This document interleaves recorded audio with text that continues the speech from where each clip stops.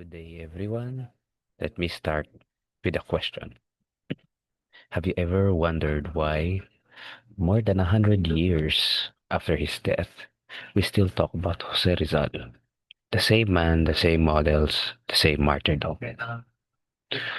Every December 30th, we honor him. Every student reads No Lumitangere and El Filibusterismo. His face is on our coins, his name on our streets. Rizal, Rizal, Rizal, everywhere. But here's a thought. If we truly learned from him, shouldn't we have moved beyond him by now?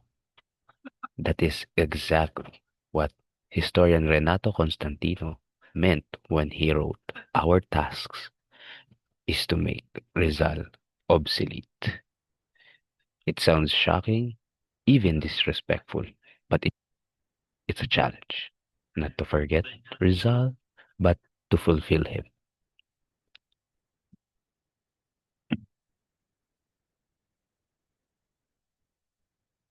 My answer is yes, but not by erasing him from memory. We can make Rizal obsolete only when we, as a people, embody the ideals he fought for, when the change he dreamed of no longer needs to be dreamed of, because we have already achieved it. Rizal became a hero because he awakened a sleeping nation. He believed that education and critical thought could free us from oppression. But today, more than a century later, what do we see? We see ignorance weaponized through disinformation. We see corruption still poisoning our politics. We see poverty and inequality persisting like unhealed wounds. If Rizal were alive today, would he not still write about injustice and the need for national conscience? Would he not still ask, where are the youth who will dedicate their days for their country? We can't make Rizal obsolete yet because the very reasons he became relevant still exist.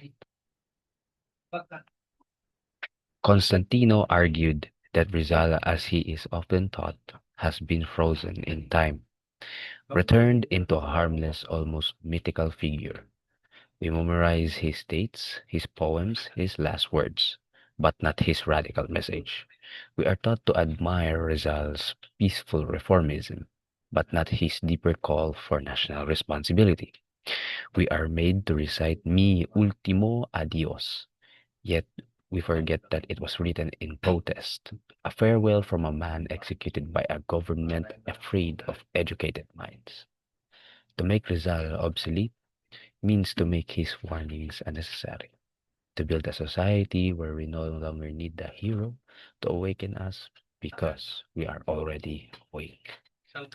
Think about technology. A candle becomes obsolete when we have electricity, not because we disrespect the candle, but because we have surpassed its purpose.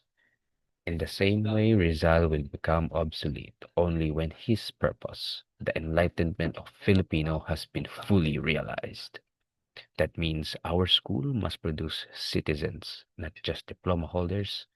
Our leaders must serve, not just rule. Our youth must question, innovate, and love their country, not just post about it online or in social media. So, how do we move towards making Rizal obsolete?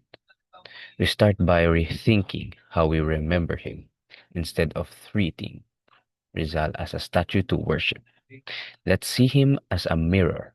Instead of saying Rizal is our hero, let's ask, how can I be like Rizal in my context today, in our situation today?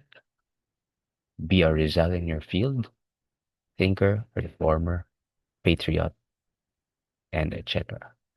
Fight ignorance with education, fight apathy with actions, fight division with empathy and unity. If every Filipino did that, then maybe just maybe, we wouldn't, you or we wouldn't need Rizal anymore to remind us who we are because we would already be living the freedom and dignity he envisioned. So, can we make Rizal obsolete? Yes, and that should be our goal. Not by forgetting him, but by fulfilling him, by building a nation so enlightened and so united that heroes like Rizal would no longer be necessary.